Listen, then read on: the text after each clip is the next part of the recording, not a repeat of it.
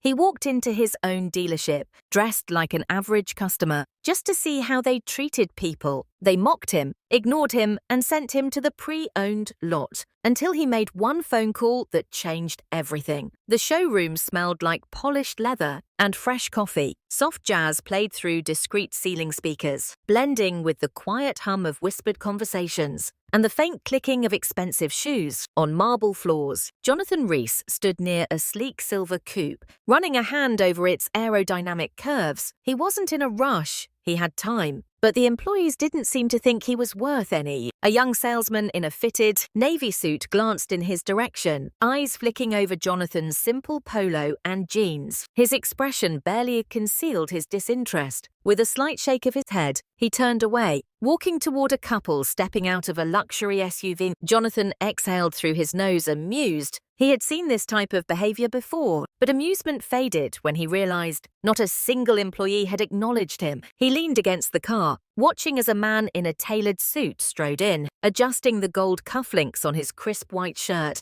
Immediately, the sales team reacted. "Welcome, sir. What brings you in today? We've got an excellent selection in the VIP showroom. Would you like a glass of champagne while we prepare a test drive?" The man chuckled, nodding along, as the employees scrambled over each other. To assist him, Jonathan folded his arms. It wasn't the service that bothered him. It was the contrast 30 minutes. That's how long he had been standing there, watching, waiting. Finally, he decided to test something. He took a step toward the reception desk, offering a polite smile. "Excuse me?" The receptionist, a woman in her late 20s, with perfectly straightened hair and an air of detached professionalism, barely glanced at him. "Sales reps are busy," she said flatly. "You can wait outside if you're just looking." Jonathan tilted his head outside. She tapped at her keyboard, uninterested. "Yes, sir. We try to keep the showroom clear for serious buyers. We can schedule an appointment if you're actually interested in purchasing." The words weren't just dismissive.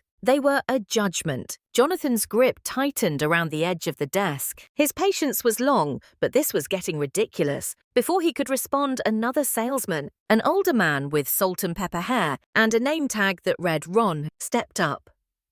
He didn't smile, didn't offer a greeting, sir. This dealership caters to a certain clientele. His eyes traveled down to Jonathan's scuffed sneakers before meeting his gaze again. "Are you sure you're in the right place?" Jonathan held his stare. "Are you?" A flicker of irritation crossed Ron's face before he forced a tight-lipped smile. "Perhaps you'd be more comfortable at our pre-owned lot. We have excellent financing options, if that's a concern." Jonathan let the insult settle between them. He could feel the attention of other employees now, not because they wanted to have him, but because they wanted him gone. This was no misunderstanding. This was deliberate. He nodded slowly, as if considering their words. He glanced back toward the well-dressed customer, now sipping champagne while a salesman practically polished his shoes with compliments. Jonathan exhaled, reaching into his pocket for his phone. He scrolled through his contacts, found the number he was looking for, and pressed call. It rang twice before a deep voice answered. "I need you here now." Jonathan ended the call and slipped his phone back into his pocket. The employees had no idea who they had just dismissed, but they were about to find out. Jonathan Rees hadn't always been a man people ignored. Growing up in Cincinnati, Ohio, he had learned the value of hard work, the way most kids in his neighborhood did. By necessity, his mother worked double shifts as a nurse. His father ran a small auto repair shop that barely stayed afloat. At 15, Jonathan spent his weekends under the hood of old cars, learning how engines breathed, how transmissions carried weight, how a well-tuned machine could command respect just by the sound of its idle. But cars weren't the only thing he learned about. He learned about perception, about the way people judged others, before a single word was spoken. His father had a client, Mr. Dawson, a well-off businessman, who always pulled up in a spotless black Cadillac. Jonathan remembered how differently people treated him, offering him the best seat, rushing to serve him, laughing a little too hard at his jokes. But one day Mr. Dawson came in wearing work clothes, his Cadillac in the shop, driving a rusted pickup, and suddenly he wasn't Mr. Dawson anymore. He was just another guy that stuck with Jonathan. By the time he was 25, he had saved up enough to open a small used car dealership. He ran it with one rule: every customer gets treated the same. Whether they drive a Bentley or a busted Honda, People respected that his business grew. By 30, he had expanded across 3 states. By 42, he was the owner of one of the most successful luxury automotive chains in the country. And yet he never changed the way he dressed, never flaunted his wealth, because to him it was never about the money, it was about the principle, which was exactly why he was standing inside one of his own dealerships, dressed in a polo and jeans, getting treated like he didn't belong. This wasn't the first time he had done this. Jonathan made it a habit to visit his businesses, unannounced, always as a customer. It was his way of keeping people honest. Because anyone could put on a show for the boss, what mattered was how they acted when they thought no one was watching. And right now they were. Failing that test, as he stood near the reception desk, the sales team still ignoring him, Jonathan thought about how easily these employees dismissed people like him, how many others had walked in and been treated like this, how many potential customers had been pushed away because they didn't look the part. He glanced toward the man in the suit again, still receiving royal treatment, then back at the employees, who had told him to wait outside. Jonathan had built this empire on respect,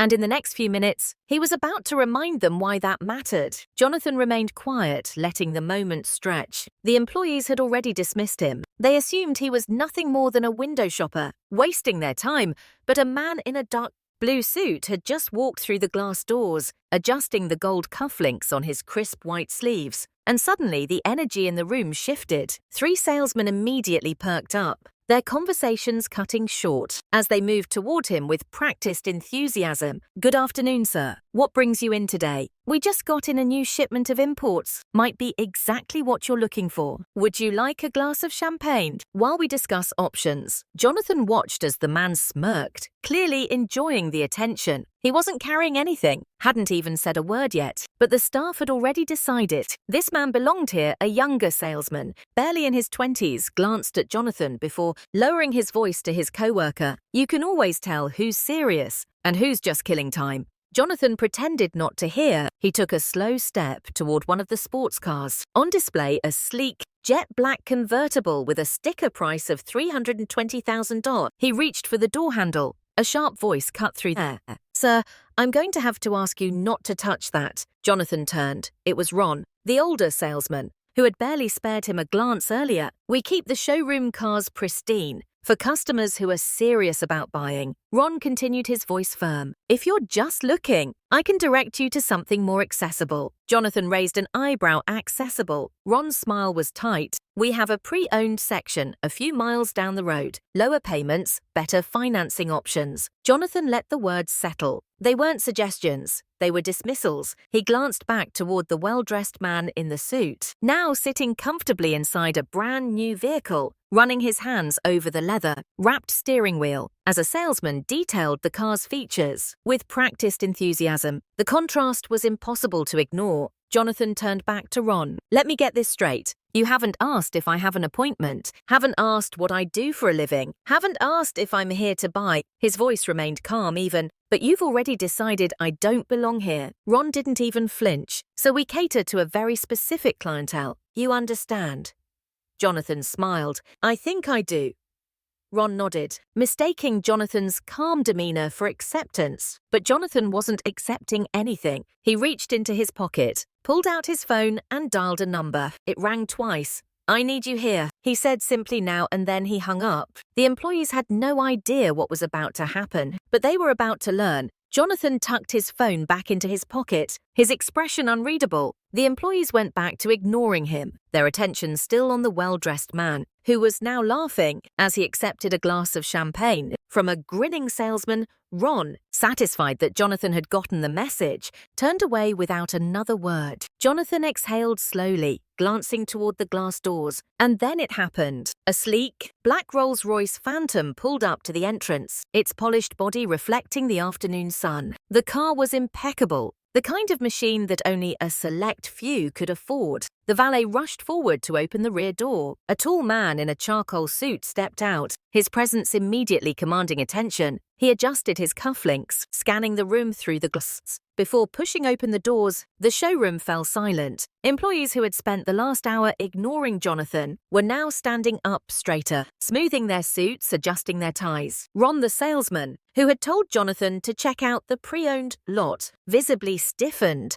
The suited man walked with purpose, his leather shoes tapping against the marble floor. And then he locked eyes with Jonathan and smiled. Every employee in the room watched in confusion as the man crossed the showroom floor, not toward the well-dressed customer they had been doting on, but straight to Jonathan. "Sir," the man said, his tone respectful apologies for the delay. Jonathan nodded as if nothing was out of the ordinary. But the employees, they looked like they had just seen a ghost. Ron took a step forward, his confusion quickly shifting to panic. I'm sorry," he stammered, addressing the suited man. "I don't believe we've met." The man turned toward Ron, his face unreadable. "I'm David Langford, regional manager." His voice was calm but carried weight. "And I believe you're the one I'm here to see." The air in the showroom shifted. Ron's face went pale. The other employees were now frozen in place, their eyes darting between Jonathan and David, trying to piece together what was happening. Jonathan let the silence stretch before finally speaking. "So tell me," he said, his voice cool, deliberate. "This is how we treat people here." The weight of those words hit like a hammer. The sales staff stumbled over themselves, trying to explain. "Sir, we didn't realize this is all a misunderstanding." But there was no misunderstanding. The damage was already done, and now it was time for consequences. The air inside the showroom shifted from polished confidence to pure anxiety. Ron swallowed hard, his hands twitching at his sides, as he tried to process what was happening. David Langford, regional manager, and he had just walked in and greeted Jonathan. Like an old friend, the other employees stayed frozen, their smiles long gone, their backs suddenly straighter. Even the receptionist, who had barely looked up when Jonathan first spoke, was now staring at him, like he had just transformed into someone else entirely. Jonathan didn't say anything right away. He let the moment stretch, his gaze drifting over each of them, calm, composed, unreadable. Then, in a voice that was dangerously even, he asked one simple question. This is how we treat people here." Ron's mouth opened, but no words came out. He glanced at his co-workers, as if waiting for someone to jump in and save him. No one did. David didn't either. He just folded his hands in front of him, watching the sales team like a school principal, waiting for an explanation. Ron tried forcing a nervous laugh. "Sir, I think there's been a misunderstanding." Jonathan raised an eyebrow. "Oh, a misunderstanding." Ron nodded quickly, grasping at anything that might help him escape the situation. "Absolutely, you see, we deal with a very particular clientele here. We try to ensure the best experience for..." Jonathan cut him off with a quiet chuckle. A particular clientele. Ron hesitated, realizing too late that he had just dug himself deeper. The showroom felt smaller now. The champagne glasses, the spotless cars, the crisp suits, it all seemed meaningless in the weight of the moment. Jonathan turned his head slightly, looking toward the well-dressed man, still lounging inside the luxury car. How much attention did this man get when he walked in? No one answered. Jonathan shifted his eyes back to Ron. "And how much did I get?" Ron fidgeted, his face turning a shade redder by the second I look. "Sir, we didn't know you didn't know who I was." Jonathan finished for him. He nodded slowly, letting the truth of it settle over the room. He turned toward David, now addressing him directly. "Tell me, how much do we make in sales at this location?" David didn't hesitate. "This dealership brings in roughly $28 million annually." Jonathan looked back at the stunned employees. "That's $28 million, he repeated. "And yet some of you have decided for yourselves who is and isn't worth your time." No one breathed.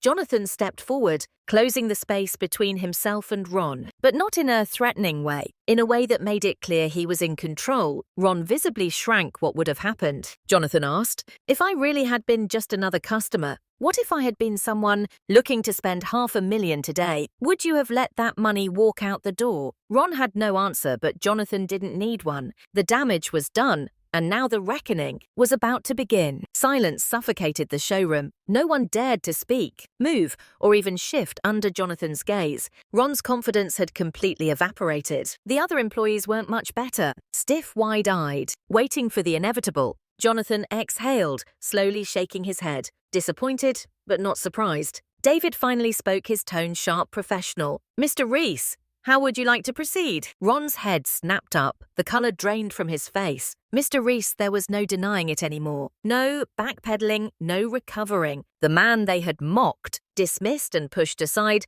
wasn't just any customer. He was the owner. Jonathan looked around at the employees, who had spent the last hour treating him like he didn't belong. Then, his voice low but firm, he said, "I want names." David nodded. "Immediately, I already have them." The weight of that statement sent a ripple of panic through the staff. The receptionist's hands clenched into fists at her sides. The younger salesman, who had whispered about who's serious and who's just killing time, looked ready to pass out, and Ron, he was shaking his head, still trying to salvage the moment. "Sir, please." He started stepping forward. We made a mistake. We were just trying to keep things running smoothly." Jonathan lifted a hand, and Ron stopped talking immediately. "I've been in this business for almost 20 years, Jonathan said, his voice calm but carrying undeniable authority. "And in that time, I've learned something very simple. Respect doesn't cost a damn thing." The words landed like a punch. Jonathan continued, his tone never rising, but carrying more weight than if he had yelled. "You all looked at me and made a decision." He said, "You assumed I wasn't worth your time. You assumed I couldn't afford to be here, and you treated me like I was beneath you." He let the words sink in before adding, "And if you did that to me,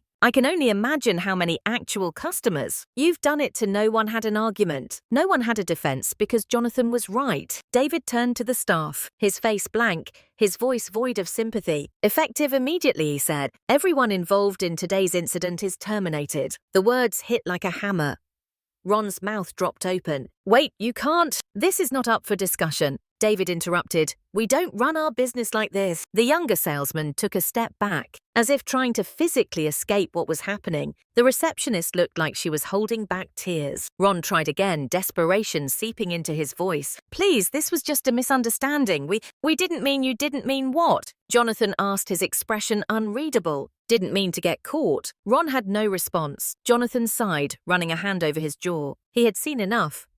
He turned to David. "Make sure the rest of the team gets a company-wide memo." David nodded, "Absolutely." Jonathan glanced around one last time, a final look at the people who had judged him so quickly, and then, in a tone so quiet it cut deeper than any raised voice, he left them with one final statement. "This isn't about the money. It never was." He let that settle, then added, "It's about respect." And with that, he turned and walked toward the exit. Behind him, the weight of their failure settled in, and for those left standing, a lesson had been learned the hard way. Jonathan stepped outside, the warm afternoon air washing over him. As he adjusted the cuff of his sleeve, the weight of what had just transpired inside the showroom didn't linger on him. It wasn't his burden to carry. Behind him, through the glass doors, he could see the aftermath unfolding. Ron stood paralyzed, his mouth still slightly open, as if his brain refused to accept reality. The younger salesman had slumped against the counter, silent and stunned. The receptionist had turned away, covering her face with one trembling hand. And David, he was already making calls, ensuring that Jonathan's orders were carried out. Immediately, a valet rushed forward, startled when he recognized Jonathan. "Sir, can I get your car for you?" Jonathan turned, glancing at him. Unlike the others, this young man hadn't looked down on him. He had done his job, no arrogance, no bias. Jonathan reached into his pocket, pulling out a $100 bill. "You handled yourself well, Dave." The valet hesitated, his eyes darting toward the dealership. "I thank you, sir. I just treat everyone the same." Jonathan smiled faintly. "That's exactly why you're going." The valet nodded, quickly stepping back as a black Mercedes, Maybach 680, pulled up to the curb. The driver, a man in his 50s, wearing a sharp navy suit, stepped out and opened the door. "Mr. Reese," he said with a small nod. Jonathan slid into the back seat, the soft leather molding around him. As the door closed, he looked back one last time at the dealership, at the faces that had judged him, the panic now setting in. Some lessons were learned the easy way. Others, they came at a cost. The Maybach pulled away, blending into the smooth flow of traffic. Inside the car, Jonathan leaned back, exhaling through his nose. This wasn't about revenge. It never had been. It was about setting a standard. Because if people only respect wealth when they can see it, then they don't respect people at all. And in his business, that kind of mindset had no place. Respect isn't something you reserve for the people you think are important.